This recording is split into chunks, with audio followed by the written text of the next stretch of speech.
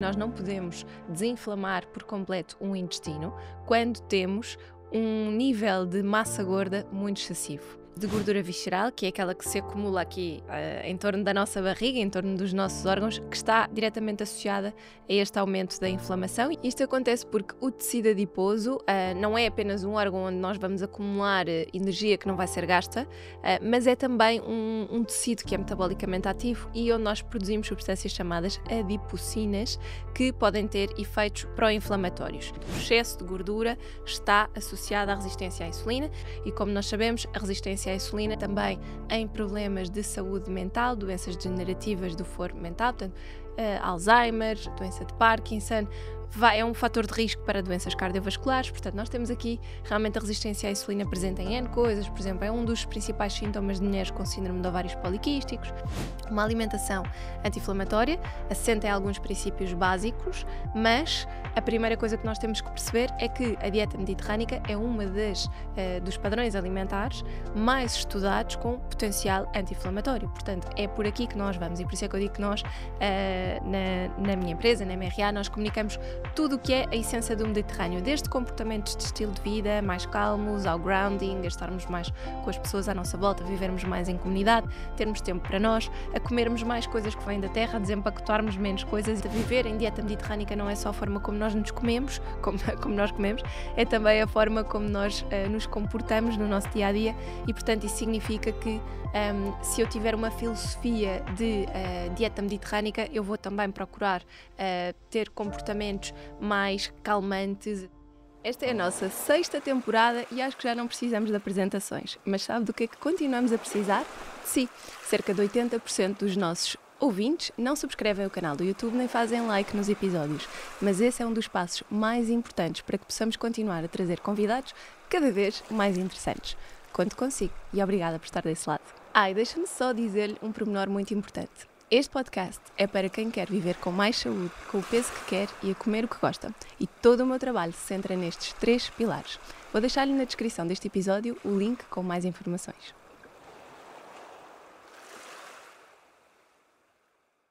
Olá e seja muito bem-vindo a mais um episódio do nosso podcast. Hoje vamos falar sobre alimentação anti-inflamatória e quero aproveitar para desmistificar um bocadinho, porque muitas pessoas que acabam por procurar o nosso acompanhamento, que se inscrevem no meu programa de tratamento intestinal, muitas delas têm objetivos diferentes, níveis de inflamação diferentes ou problemas de saúde diferentes, mas é engraçado que todas percebem que há um ponto em comum, que é o tratamento da saúde gastrointestinal e que tem tanto impacto nos nossos níveis de inflamação.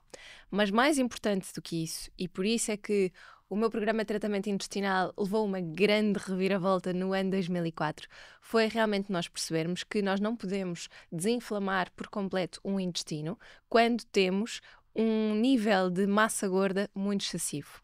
Porquê? A massa gorda, o tecido adiposo, no fundo, é essencialmente aquilo que vai levar a que nós tenhamos mais níveis de inflamação no nosso corpo. E sobretudo quando falamos de gordura visceral, que é aquela que se acumula aqui em torno da nossa barriga, em torno dos nossos órgãos, que está diretamente associada a este aumento da inflamação. Isto acontece porque o tecido adiposo não é apenas um órgão onde nós vamos acumular energia que não vai ser gasta, mas é também um tecido que é metabolicamente ativo e onde nós produzimos substâncias chamadas adipocinas que podem ter efeitos pró-inflamatórios.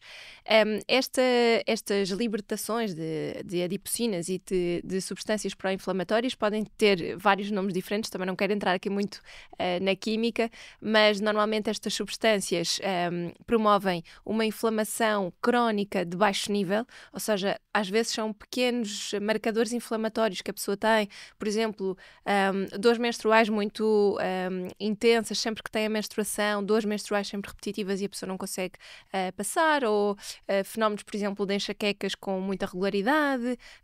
Ou seja, considera-se aquele nível de inflamação relativamente baixo, mas consistente e crónico.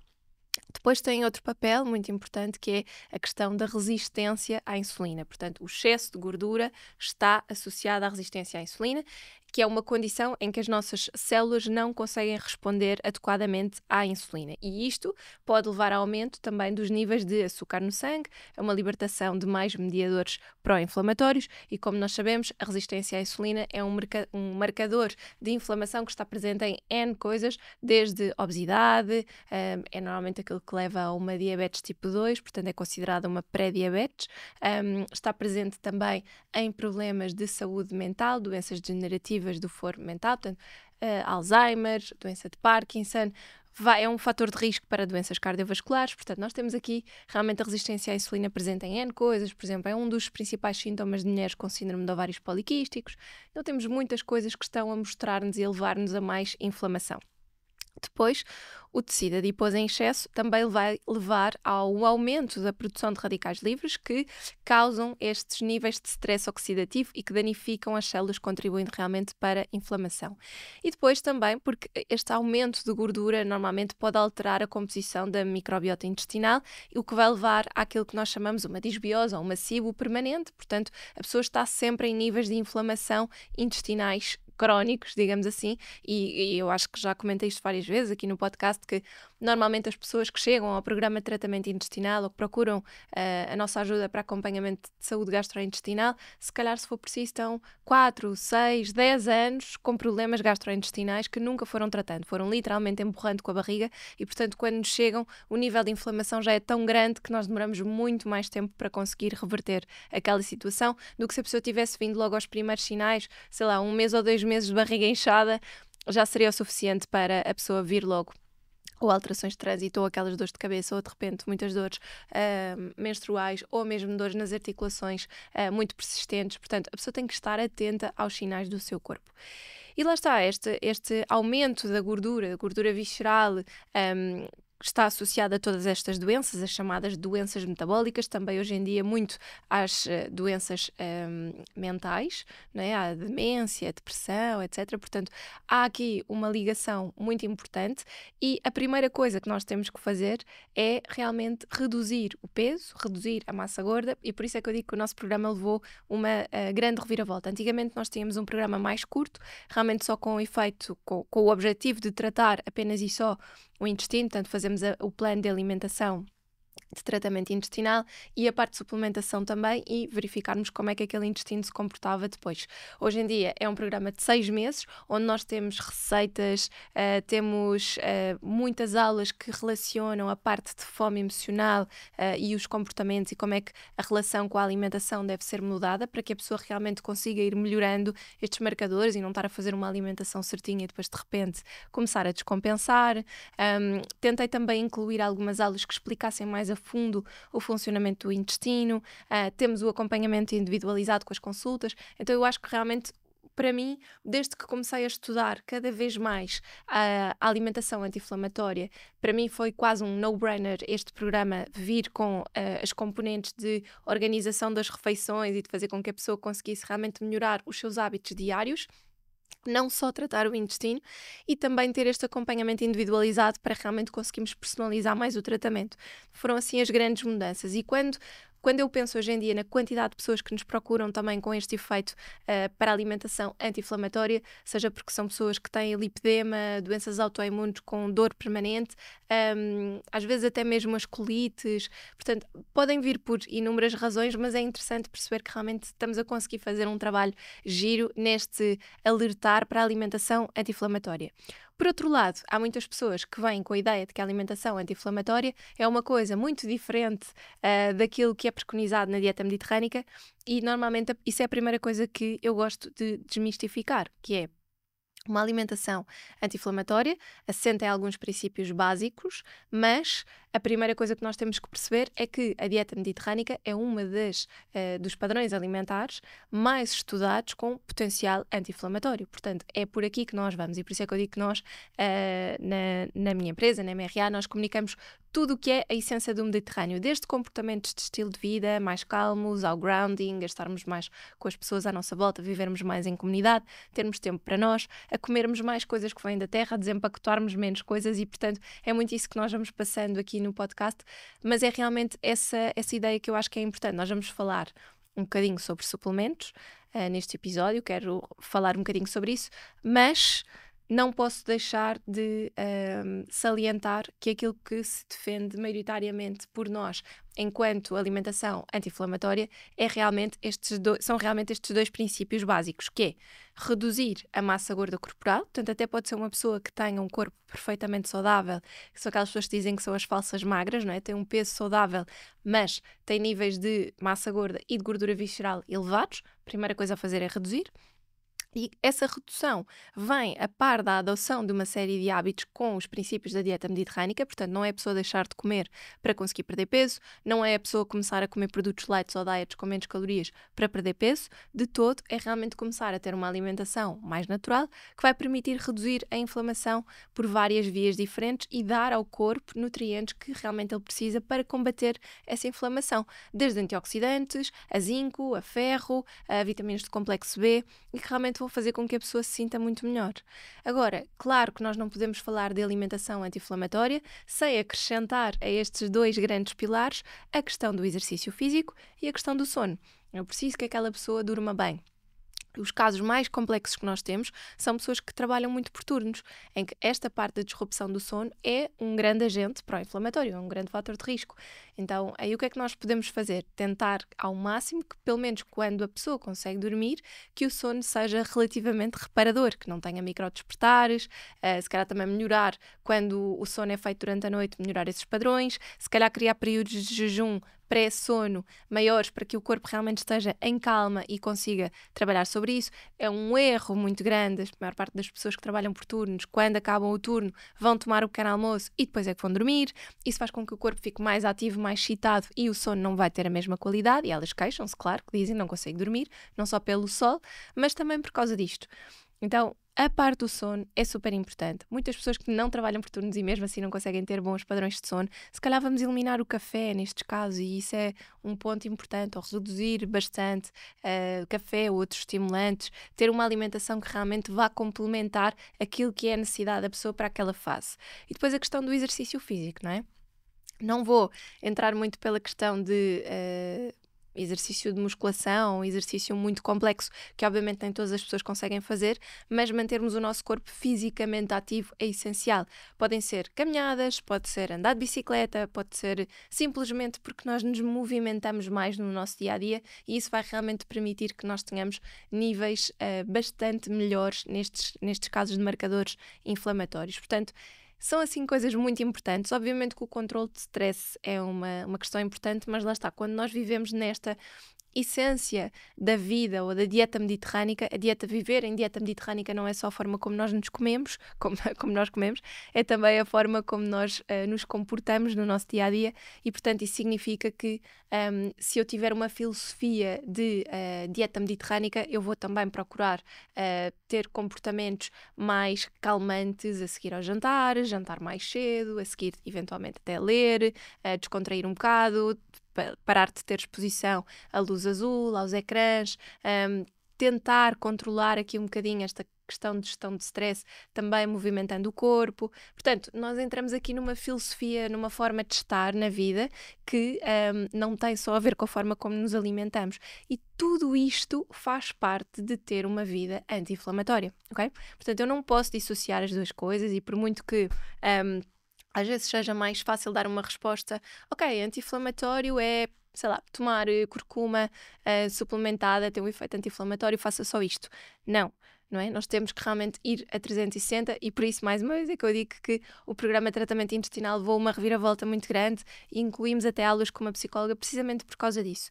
Eu criei um módulo só de hábitos, mentalidade e hábitos, só para nós percebermos, e já tive pessoas que diziam isso em consulta depois. Eu achava que aquele módulo não ia ter uma grande importância, mas depois de ver as aulas, percebi o impacto que aquilo tem e o efeito realmente que ele pode ter benéfico no dia-a-dia, nas práticas do dia-a-dia. Achava que era uma coisa se calhar mais redundante, mas para o tratamento realmente percebi que faz efeito. E então eu acho que isto é muito gratificante, não é? Quando nós começamos a incluir coisas que a pessoa se calhar não entende logo à partida, e eu acho que isso acontece com tudo, não é? Com os estudos, os miúdos nas escolas sentem muito isso, não sei porque é que eu estou a estudar isto, para que é que isto me vai servir, e depois mais tarde conseguimos perceber a importância da aplicabilidade dessas coisas. E aqui é um bocadinho esse o sentido, não é?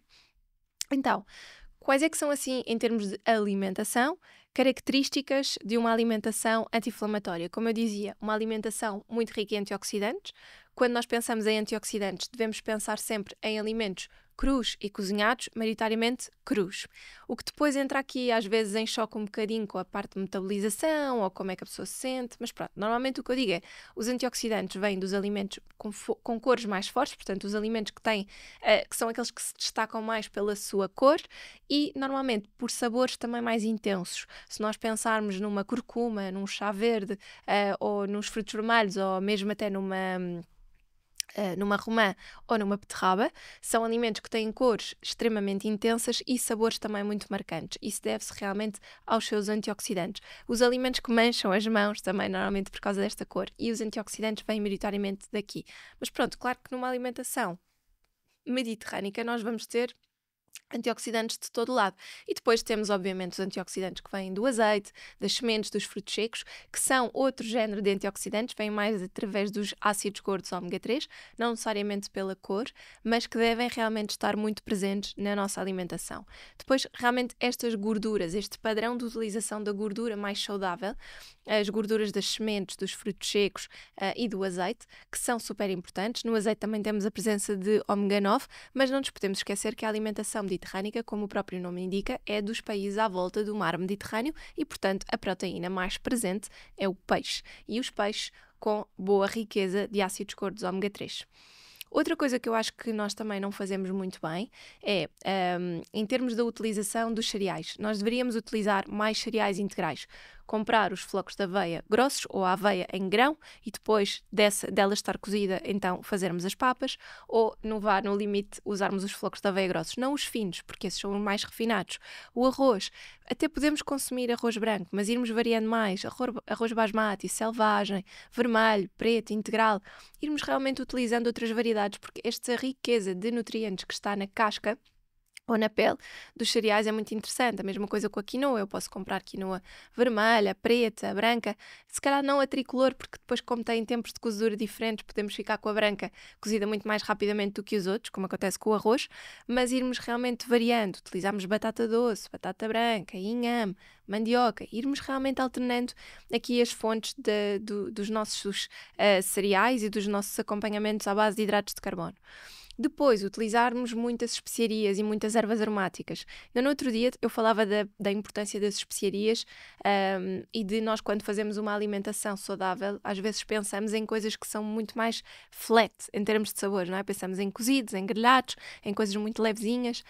Mas a verdade é que as especiarias não têm um problema para pessoas com azia, com refluxo. Normalmente o problema não está nas especiarias, está nas misturas ou nas pastas que se fazem com estas especiarias.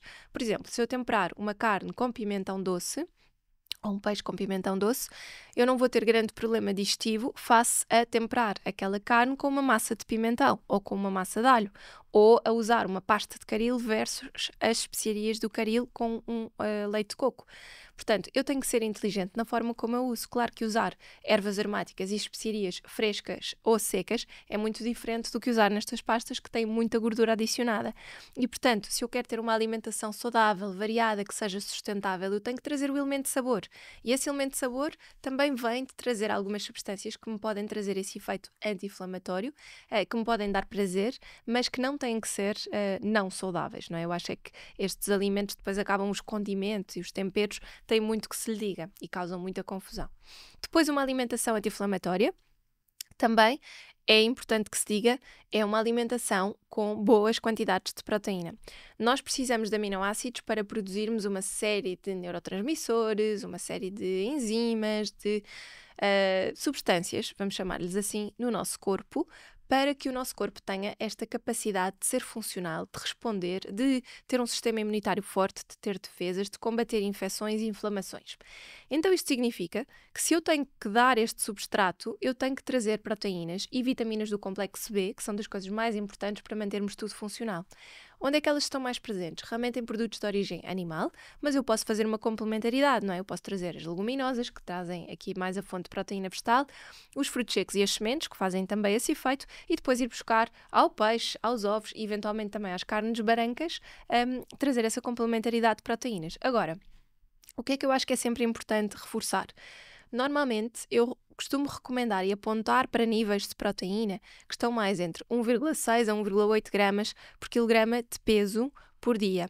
Isto é uma quantidade de proteína muito acima daquilo que nós vemos em algumas recomendações e que, na meu ver, na maior parte das pessoas não são as recomendações mais saudáveis. Portanto, aumentarmos um bocadinho este teor proteico através destas fontes não é assim tão difícil se nós pensarmos que, lá está, que os frutos secos, que as sementes têm bons níveis de proteína, então se calhar eu posso trocar umas bolachas que me vão trazer farinha e gordura, portanto hidratos de carbono simples e gorduras saturadas e que não têm grande interesse, por amêndoas, num snack. Isso já me vai aumentar o meu teor de proteína, o meu teor de substâncias anti-inflamatórias e, portanto, vai ser uma transição que lá está, vai ajudar a diminuir a inflamação no meu corpo, diminuir a resistência à insulina e ainda me vai ajudar a trazer esta proteína que eu preciso para esse efeito anti-inflamatório. Portanto, são tudo transições muito simples.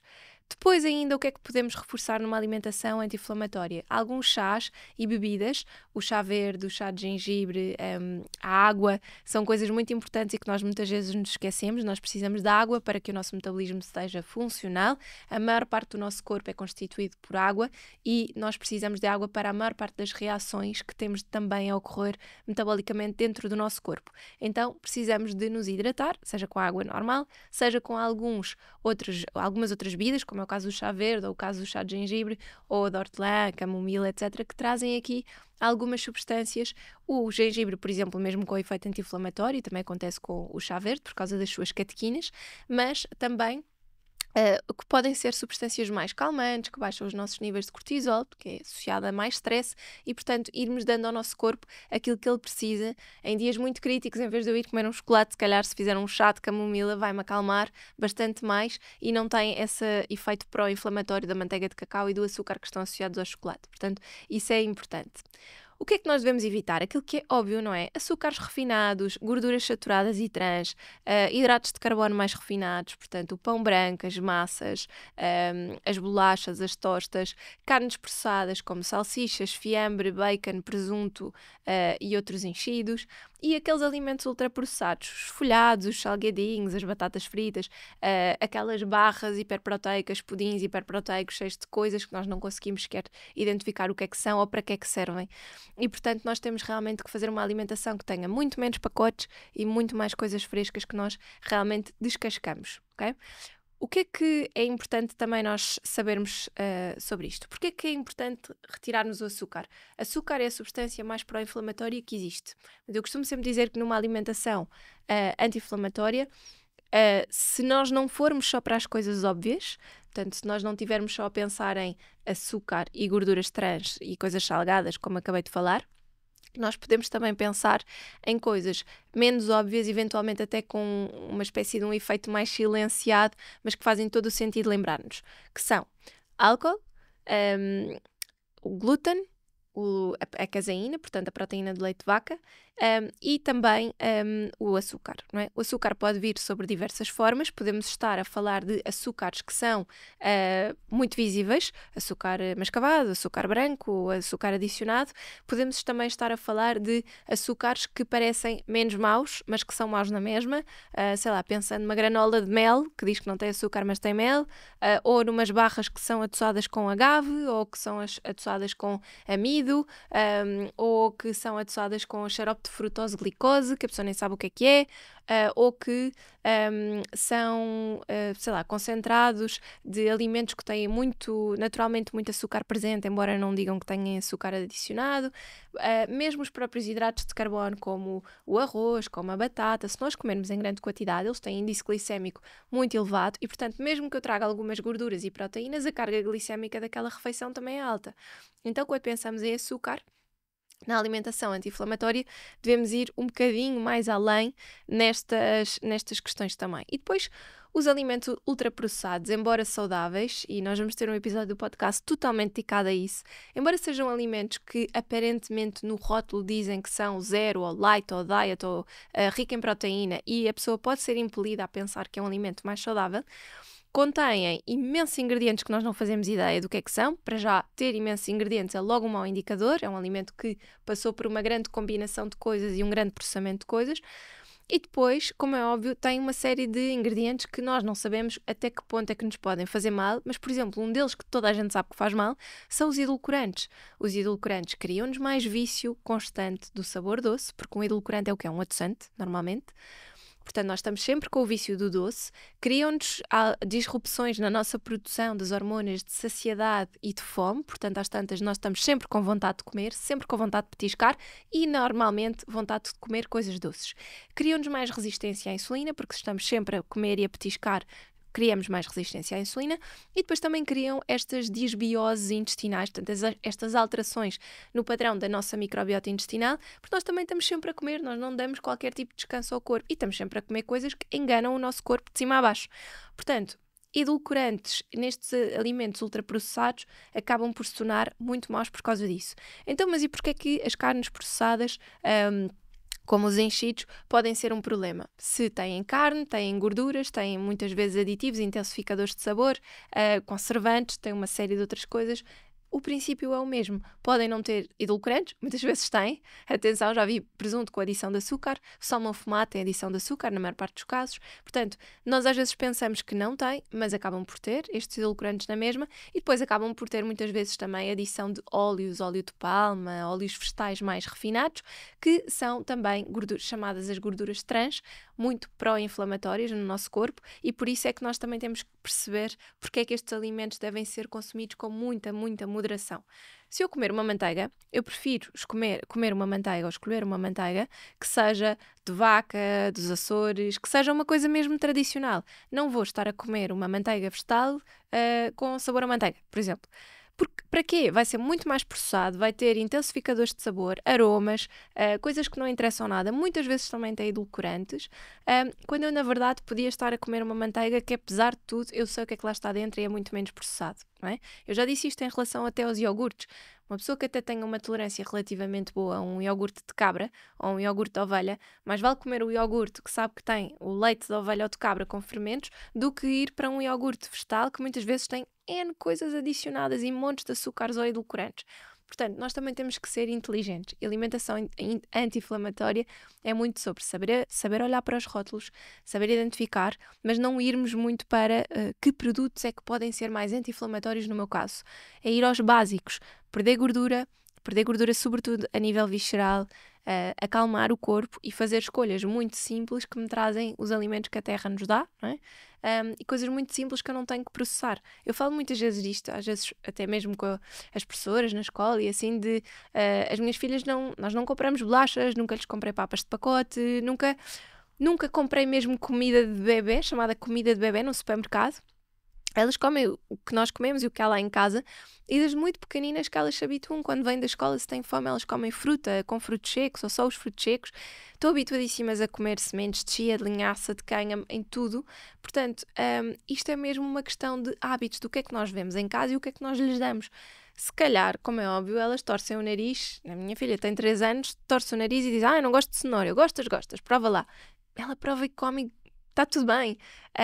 E, portanto, eu acho que nós temos também que nós próprios ultrapassar um bocadinho essas crenças, pedir para eles provarem e irmos realmente ultrapassando isso. E connosco é um bocado a mesma coisa. Um adulto que toda a vida se habituou a não comer legumes, a não comer fruta, se calhar uma pessoa que nunca ganhou esse gosto, vai ter muito mais dificuldade, mas vai ter que ser muito mais criativo. Se calhar incluir mais legumes disfarçados, experimentar receitas novas, perceber se gosta. Ok, eu até gosto de palitos de cenoura. Ok, então se calhar eu até posso pôr palitos de cenoura nos snacks com hummus e sempre estou a aumentar o meu consumo de fibra de leguminosas e de gorduras boas, sem ser assim uma cenoura num prato, tipo uma cenoura cozida com peixe, não é? Que é uma coisa mais desenxabida possível. Portanto, eu acho que nós temos que ultrapassar também estas nossas crenças e se sabemos que temos um paladar muito seletivo, irmos devagarinho arranjando maneira de dar a volta a esse paladar. Não é de hoje para amanhã, mas é todo um processo e que nos vai trazer, como é óbvio, melhorias muito boas, muito significativas, ok? São hábitos que nós vamos construindo desde cedo. Passando então para a parte dos suplementos. Se nós, eu acho que já vos dei aqui algumas pistas, não é? Porque se nós pensarmos, ok, se o ômega 3 é um anti-inflamatório, um ingrediente anti-inflamatório, então os suplementos de ácidos gordos ômega 3 podem ser também boas opções para suplementar a nível de inflamação. Claro que sim, sem dúvida. Os ácidos gordos ômega 3, uma coisa importante a referir é que devemos ter uma proporção de 2 EPA para 1 DHA, portanto, olhar para o rótulo do suplemento e, idealmente, convém que estes ácidos gordos ômega 3 venham de fonte marinha. Só mesmo nas pessoas que são vegan é que sabemos que tem que ser de fonte vegetal.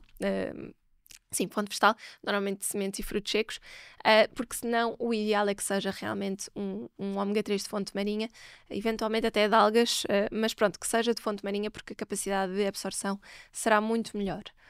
A curcuma, como falámos, também dos meus preferidos, tomo curcuma e vitamina D, que são os dois que vou falar agora todos os dias. A curcuma é realmente uma das substâncias que tem sido mais estudada, e a vitamina D também, na verdade, mas têm sido mais estudadas ao longo do tempo como agentes anti-inflamatórios no nosso corpo. Só tem benefícios a apresentar e, no caso da curcuma, só na gravidez é que ela é desaconselhada, pelo menos suplementada, como é óbvio, uma questão como a canela. Também não pode ser suplementada, não podemos consumir coisas que sejam enriquecidas em canela, mas podemos consumir através da alimentação. E, portanto, é realmente um dos componentes que nós devemos utilizar. Quando é que faz sentido suplementar curcuma? Quando há sinais de inflamação muito intensos, dores osteoarticulares, por exemplo, é logo um dos marcadores, um red flag, digamos assim, para fazer suplementação de curcuma e mesmo de vitamina D.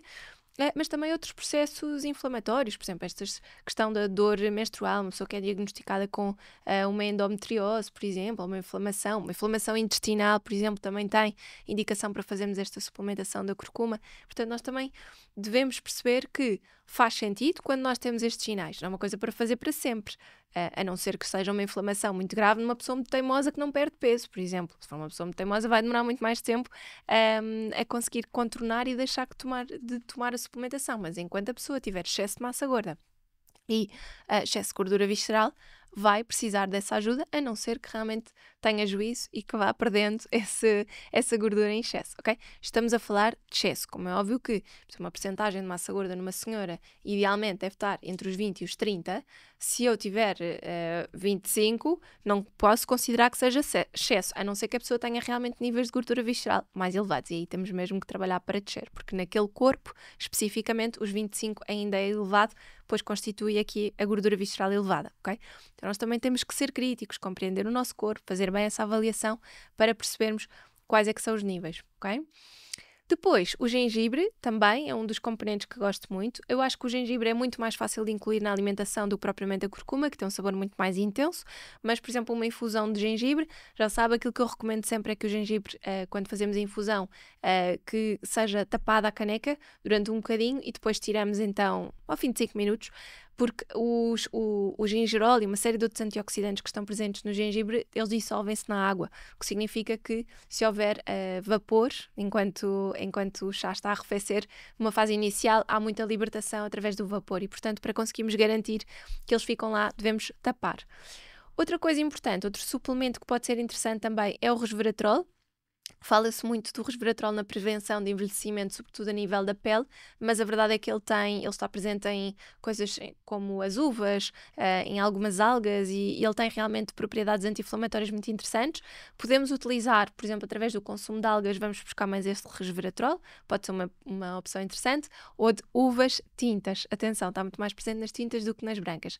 Mas a suplementação com o resveratrol também pode ser importante, sobretudo quem tem muitos sinais de envelhecimento ou de inflamação na pele especificamente, que é para onde ele tem mais estudos. Assim como a curcuma tem muito mais para a inflamação osteoarticular, o resveratrol tem muito mais associado à pele. Quercetina e bromelaína e zinco, que são assim os outros 3 suplementos que eu lhe queria falar, também aqui para a alimentação anti-inflamatória, são os meus 3 preferidos do intestino. Muitas vezes eu recomendo nos meus casos de síndrome de cólon irritável, não numa fase logo muito inicial, o zinco às vezes gosto de avançar primeiro. Mas o que é que acontece? Eu quando trabalho um intestino, aquilo que eu tenho que fazer logo primeiro é aliviar os sintomas, para que a pessoa realmente sinta que alguma coisa está a acontecer. Então nós trabalhamos com alimentação e com a microbiota. Com o passar do tempo, eu vou começando a trabalhar cada vez mais mucosa e tenho cada vez menos necessidade de trabalhar microbiota. Porquê? Porque a alimentação daquela pessoa já foi corrigida, eu já consegui limpar um bocadinho o intestino e consigo fazer com que a própria microbiota, através de uma alimentação adequada, se vá reproduzindo e vá regenerando, mas depois tenho que me focar na própria mucosa intestinal, ou seja, nas células da parede do intestino, para diminuir essa inflamação. E é aqui que entram estes três, a quercetina, o zinco e a bromelaína, que funcionam como antioxidantes que vão reparar as tais tight junctions, que são no fundo as junções entre estas células e que são tão importantes para evitar a permeabilidade do intestino. Ou seja, nós queremos que o intestino, já disse isto várias vezes, que seja uma espécie de uma parede, nada passa a não ser o estritamente necessário. E muitas vezes o que acontece ao longo da vida e com esta inflamação é que este intestino está completamente poroso, deixa passar tudo o que deve e o que não deve. E nós começamos a desenvolver mal absorção de ferro, de zinco, começamos a ter queda de cabelo, falta de energia, irritabilidade, oscilações hormonais, dor, inflamação, etc, etc, etc. E as doenças autoimunes. Portanto, o que nós podemos fazer é também corrigir com estes três componentes. Normalmente a quercetina com a bromelaína vê-se muito em conjunto, em termos de suplementos, o que até é bom. Há alguns que até já incluem o zinco, que é o ouro sobre azul. Quando não incluem, podemos incluir, porque o zinco é dos minerais mais importantes. Agora, mais uma vez, tal como o meu programa de tratamento intestinal é de 6 meses, esta suplementação de intestino, lembre-se que o intestino é muito grande, portanto, estamos a falar numa janela temporal de tratamento de cerca de 6 meses. Depende muito, obviamente, do nível de inflamação, de pessoa para pessoa, onde é que esta inflamação está, mas quando estamos a falar de inflamação do intestino e, sobretudo, quando há muitas crises de dor, estamos a falar de um tempo um bocadinho mais prolongado, ok? Agora, há estudos que mostram que a pessoa pode demorar até 1 ano para reprogramar toda a microbiota intestinal. Isto depende mesmo muito. O que eu acho que é importante é nós realmente irmos ficando alerta para a possibilidade de demorar um bocadinho mais, e eu acho que até tem a ver, o facto de demorar mais, tem mais a ver com os nossos avanços e recuos na alimentação, não é? Uma pessoa que consiga melhorar todos os comportamentos de estilo de vida, começa logo a perder massa gorda, gordura visceral, etc. E realmente retira uma série de agentes pró-inflamatórios da sua alimentação, melhora muito mais rápido do que uma pessoa que ainda ande com alguma dificuldade, que tenha muita vida social, onde acaba por quebrar estes padrões, acaba por consumir mais álcool. Portanto, nós temos que ir devagarinho melhorando realmente estas coisas e, portanto, a janela temporal longa tem a ver com o intestino ser muito grande, com estes processos levarem tempo, mas também com os nossos próprios hábitos. Portanto, eu espero que tenha ajudado a desmistificar um bocadinho. Uma alimentação anti-inflamatória tem muito mais a ver com o nosso próprio corpo, com aquilo que nós damos todos os dias ao nosso próprio corpo, do que propriamente em introduzir coisas. Eu costumo dizer que a alimentação anti-inflamatória é muito mais de tirar o que não interessa e de mantermos no básico daquilo que a natureza nos dá, mais fruta, mais legumes, mais frutos secos, mais cereais integrais, etc. Isso naturalmente vai nos permitir reduzir massa gorda e gordura visceral, o que naturalmente já é um agente super potente em termos de prevenção de inflamação. E depois, eventualmente, se tiver aqui grandes crises, se tiver alguma doença já diagnosticada, etc., corrigir com a suplementação é realmente muito importante. Mas o mais importante é realmente pensarmos nesta parte da composição do nosso próprio corpo e do que é que nos está a causar essa inflamação. O stress tem muitas costas quentes, mas o que eu vejo normalmente é que uma pessoa muito ansiosa com excesso de peso é uma bomba relógio para doenças inflamatórias. Portanto, é muito começar por aqui. Obrigada, um beijinho e até para a semana.